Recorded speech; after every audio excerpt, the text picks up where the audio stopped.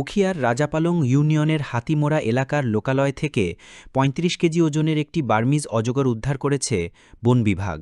রবিবার দিবাগত রাত ১টার দিকে ১৫ ফুট লম্বা সাপটি উদ্ধার করে উখিয়া রেঞ্জ কার্যালয়ে নিয়ে যাওয়া হয়। একই দিন বিকালে থাইংখালী বিটে সংরক্ষিত বনভূমির গহীন জঙ্গলে অজগর সাপটি অবমুক্ত করা হয়। উখিয়া রেঞ্জ কর্মকর্তা আব্দুল মান্নান জানান, হাতিমুরা থেকে আমরা এটা উদ্ধার করি গতকালকে রাত্রে আনুমানিক ১টার দিকে। সাপটি ১৫ ফুট আনুমানিক ১৫ ফুট লম্বা এবং এটার ওজন আপনার ৩৫ কেজির মতো হবে। আজকে এটা আমরা এইখানে উখিয়া রেঞ্জে থাইংখালী বিটের গভীর জঙ্গলে এটা অবমুক্ত করি। অজগর সাপ নির্বিষ সাপ, এটা আতঙ্ক হওয়ার কোনো কারণ নাই। হয়তো খাদ্যের সন্ধানে বা অন্য কোনো ইয়ের কারণে খাদ্যের সন্ধানে তারা লোকালয়ে যায় মাঝে মধ্যে।